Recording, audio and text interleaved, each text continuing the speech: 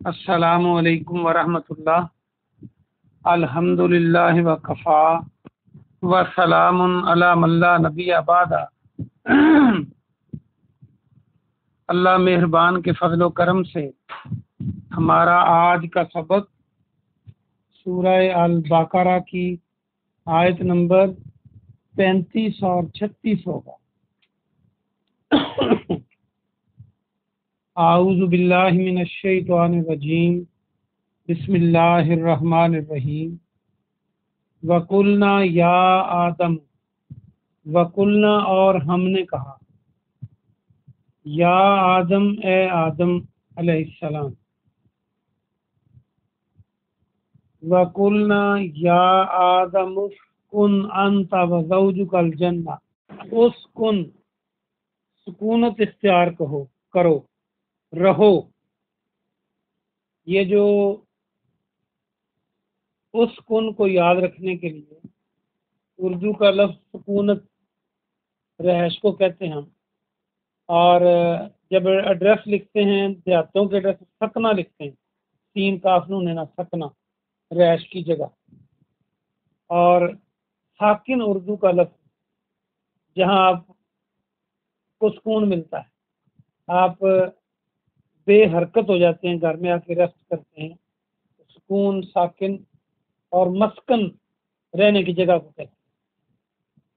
Skin رہو، انتا تو، وزوجو کا اور تیری بیوی، زوج بیوی کو زوجہ بیوی ہوتی ہے اور زوج خامند ہوتا ہے، یہ دونوں کے لیے استعمال ہوتا ہے۔ یہ ہم اردو میں بھی استعمال کرتے ہیں، کسی عورت کا نام لکھنا ہو تو ہم کہتے ہیں کہ عائشہ زوجہ محمد صلی اللہ علیہ وسلم، خامد۔ وزوجو کا اور تیری بیوی، الجنت جنت میں، تو اور تیری بیوی جنت میں رہو۔ وَکُلَا اور کھاؤ۔ یہ جو کل ہے، کلا، اس کا ایک معنی تو کاف کتاب والا اور لام آپ نے پڑھا تھا، جس کا معنی تھا تمام، کل، ہر۔ میں نے بتایا تھا جمع تفریق کرتے ہم کہتے ہیں کل کتنے ہو، اور دوسرا اس کا معنی کھاؤ، کل، اور کاف نقطے والا ہو تو کہو۔ یہ ویسے تو عربی کا لفظ ہے لیکن ہم بہت استعمال کرتے ہیں، لگتا ہے جیسے اردو کا ہو۔ کلو وشربو عام طور پہ لوگ بولتے ہیں، کھاؤ پیو، کلو وشرب۔ وکلا اور کھاؤ، منہا اس سے، راغدن بافراغت، راغدن بافراغت، کھلا، یہ نیا لفظ ہے، یاد کر لو، راغدن۔ حیثو جہاں سے، شئتما تم دونوں چاہو۔ شئتما کو یاد رکھنے کے لیے اردو کا لفظ ماشاء اللہ، ماشاء، جو شاء آتا ہے نا، اس کا معنی چاہنا ہوتا ہے۔ جیسے انشاء اللہ، اس میں بھی انشاء آ رہا ہے، اس کا معنی چاہنا، اگر اللہ نے چاہا۔ ماشاء اللہ جو اللہ چاہے۔ اور ایک اور لفظ مشیت، میم شین یہ تھے، مشیت الہی ہم بولتے ہیں فارسی میں اور اردو میں، کہ اللہ کی مرضی۔ تو ماشاء اللہ، انشاء اللہ سے یاد رکھیں، شئتما جہاں سے تم چاہو۔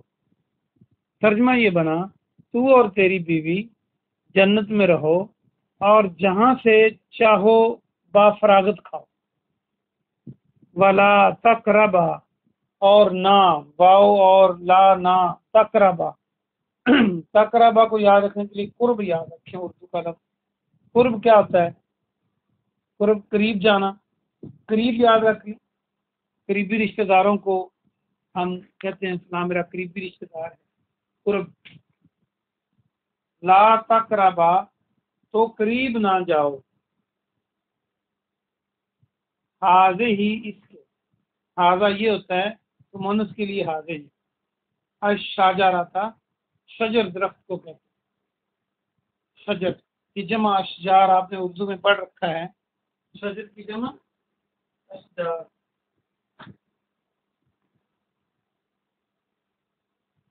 حاضے ہی شجرہ تھا، اس درخت کے قریب نہ جانا، فتکونا فا کے معنی فتکونا تم ہو جاؤ گے من الظالمین حد سے بڑھنے والوں میں، ورنہ کیا ہوگا تم حد سے بڑھنے والوں میں سے ہو جاؤ گے۔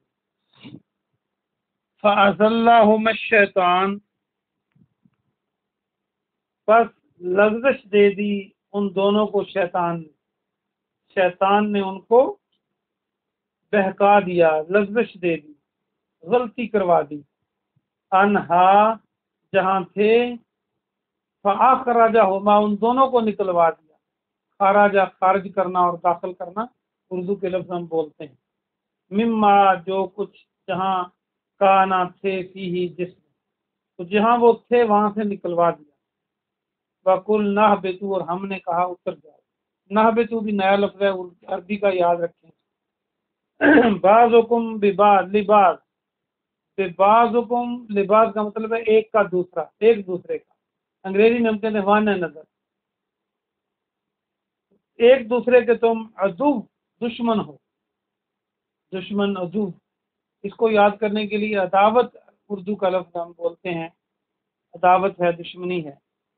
وَلَكُمْ اور تمہارے لیے فی الارض زمین مستقرم استقرار ہے، اردو کا لفظ استقرار ٹھہرنا، اور مزید اس کو کرنا ہے تو قرار کر لیں، قرار کا معنی ٹھہرنا، آسان ہے۔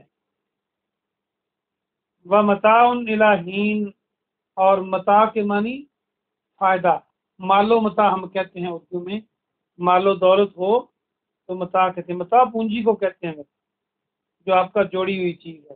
الہ ہین، الہ تک، ہین یہ نیا لفظ ہے، اس کو یاد کریں، ایک وقت تک، ایک مقررہ وقت تک تمہارے لیے زمین میں ٹھہرنا ہے اور فائدہ اٹھانا ہے۔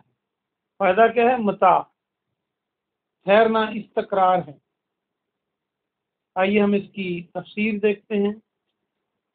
اللہ سبحانہ و تعالیٰ نے آدم علیہ السلام سے کہا، جب فرشتوں نے سجدہ کر دیا اور شیطان نے نہیں کیا، تو آدم علیہ السلام کو اللہ سبحانہ و تعالیٰ نے پہلے تو فضیلت یہ بخشی کہ آدم علیہ السلام کو علم عطا کیا اور زیادہ علم دے کر فضیلت بخشی، پہلی فضیلت یہ ہے آدم علیہ السلام کی۔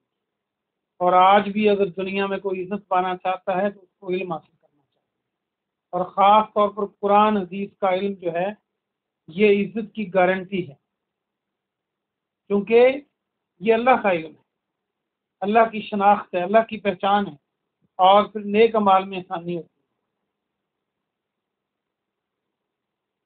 تو دوسری فضیلت یہ تھی کہ جب آدم علیہ السلام کو زیادہ علم دیا اور وہ فرشتوں سے آگے بڑھ گیا علم میں، تو پھر سجدہ کروایا، یہ دوسری فضیلت۔ اور تیسری فضیلت آدم علیہ السلام کو یہ دی کہ ان کو اور ان بیوی کو من پسند جگہ جنت میں کہا کہ تم ٹھہرو، بہترین پلیس دی کہ تم یہاں پہ رہو۔ تین فضیلتیں آدم کو ملی۔ کیسے ملی؟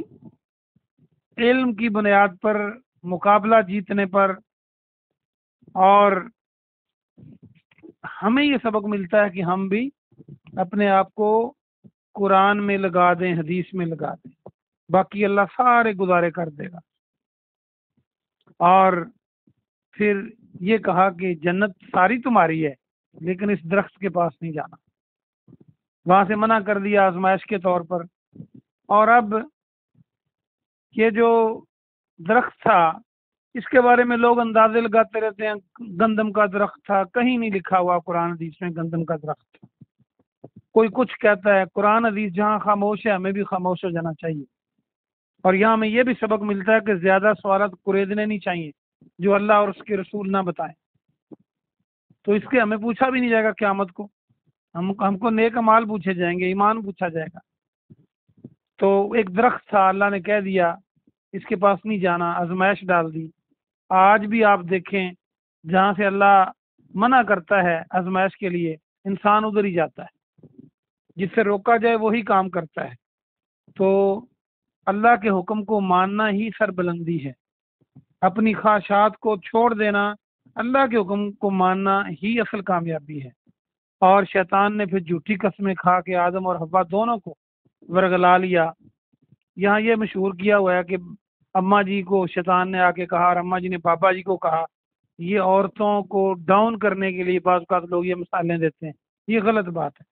قرآن تو کہہ رہا ہے کہ ان دونوں کو فَأَزَلَّهُمَ الشَّيْطَانُ، دونوں کو ہم ایسے ہی بنا لیتے ہیں خواتین کو ڈاؤن کرنے کے لیے۔ کبھی کو کہتا ہے اور جو بیوی ہے یہ پاؤں کی جوتی ہے، پہنی نہ پہنی، یہ عجیب بات ہے۔ اللہ پاک نے عورت کو مرد کی بابا جی کی پسلی سے پیدا کیا، دل کے پاس سے پیدا کیا، اور دل کے پاس سے پیدا کرنے کا مطلب یہ ہے کہ اس سے پیار محبت سے رہا جائے، لیکن اس کو سر پر بھی نہ چڑھایا جائے کہ بیوی حکمران بن جائے، خامد بیوی بن جائے۔ یہ دل کے قریب رکھنے کی چیز ہے، سر کے اوپر رکھنے کی نہیں ہے، اور نہ پاؤں کے نیچے رکھنے کی، متوازن ہونا چاہیے۔ تو بہرحال پھر کہا کہ جنت میں جاؤ اور درخت کے پاس نہ جاؤ۔ ہمیں بھی چاہیے کہ اس دنیا میں ہم جہاں سے اللہ منع کرتا ہے رک جائیں تاکہ ہم کامیاب ہو جائیں۔ بابا جی نہیں رک سکے، شیطان نے قسمیں کھائیں، اور جھوٹی قسم شیطان نے کھائی پہلی دفعہ آدم کی تاریخ کے اندر۔ تو جھوٹی قسم کھانا شیطان کی عادت ہے، تو جو لوگ جھوٹی قسمیں کھاتے ہیں اللہ سے ڈر جائیں، شیطانی کام ہے۔ اور یہ جو نوجوان ہیں، بچے اور بچیاں، یہ قسمیں بہت کھاتے ہیں، یہ جو قسمیں کھا کر کے میں آپ سے شادی کروں گا، میں آپ سے شادی کروں گی، یہ کام چلاتے ہیں، یہ کہیں نہیں لکھا ہوا۔ میں سب کو نہیں کہتا، جو بچے کرتے ہیں اللہ سے ڈریں، اور ان قسموں کا کوئی اعتبار نہیں ہے، ساری زندگی کی ذلت پڑ جاتی ہے پھر۔ تو بہرحال جھوٹی قسم کسی کو نہیں کھانی چاہیے، نہ بیوپاریوں کو، نہ دکانداروں کو، نہ کسی اور کو۔ اور یہ نوجوان بچوں کی قسمیں تو جھوٹی ہی ہوتی ہیں، یہ سچ ثابت نہیں ہوتی۔ آگے فرمایا کہ اگر ایسا کرو گے تو پھر تم حد سے بڑھنے والوں میں ہو جاؤ گے۔ پھر وہی ہوا کہ شیطان نے ورغلا دیا، اور بابا جی اور اماں جی اس درخت کے پاس چلے گئے جس سے منع کیا گیا تھا، اور پھر اللہ فرماتا ہے کہ ہم نے ان کو نکال دیا، کہا کہ اتر جاؤ۔ یہاں یہ بھی بات ہے کہ شیطان کیسے گیا جنت میں، یہ لوگ بھی بڑا سوال کرتے ہیں۔ کوئی کہتا ہے سانپ کی شکل میں گیا، کوئی کہتا ہے مور کی شکل میں گیا۔ جب قرآن اور حدیث اس بارے میں خاموش ہے تو ہمیں بھی خاموش ہونا چاہیے، ایسے بنی بنائی باتوں پر یقین نہیں کرنا چاہیے۔ ہمارا رب یہ چاہتا ہے کہ ہم بعض جگہ رک جائیں، وہاں ہمیں رکنا چاہیے۔ موسیٰ علیہ السلام کی قوم نے کتنے سوال جواب بلا وجہ پوچھے اور آگے پھنستے گئے۔ تو یہ بس اللہ نے کہہ دیا، اس نے وسوسہ ڈالا یا جیسے بھی کیا، ان کو ورگلا دیا اور وہاں سے نکلوا دیا۔ اور اس سے یہ ہمیں سبق ملتا ہے کہ شیطان کے پیچھے لگیں گے تو ہمارا دشمن ہے۔ ہمارے بابا جی اور اماں جی کو نکلوا دیا تو ہمیں جنت میں جانے دے گا؟ شیطان کے پیچھے لگو گے تو وہ ہمیں اچھے کام نہیں کرنے دے گا، وہ برے کام خوبصورت کر کے دکھائے گا اور نیک کاموں میں سستی پیدا کرے گا۔ تو آپ شیطان سے آگاہ رہیں، ان الشیطان للانسان عدو مبین، یہ کھلا دشمن ہے انسان کا۔ اور پھر اللہ نے کہا اس زمین پر رہو ایک خاص وقت تک۔ پھر اللہ کی مہربانی ہے کہ کہا یہاں فائدہ بھی اٹھاؤ، ہاروت اور ماروت کی طرح سزا نہیں دے دی کنویں کے اندر۔ انسان کو کہا موجیں کرو، آپ موجیں کرتے ہو دیکھو زمین پر بھی، لیکن یہ زندگی اللہ کی مرضی کے مطابق گزارو تو اللہ پھر دوبارہ وہی جنت دے دے گا۔ اللہ پاک ہمیں جنت الفردوس عطا فرمائے، اور دنیا اور آخرت دونوں میں ہمیں عیش و بہار نصیب فرمائے، آمین۔ سبحان ربک رب العزت عما یصفون وسلام علی المرسلین والحمد للہ رب العالمین۔ کوئی سوال ہو تو آپ پوچھ سکتے ہیں کسی بھی لائن۔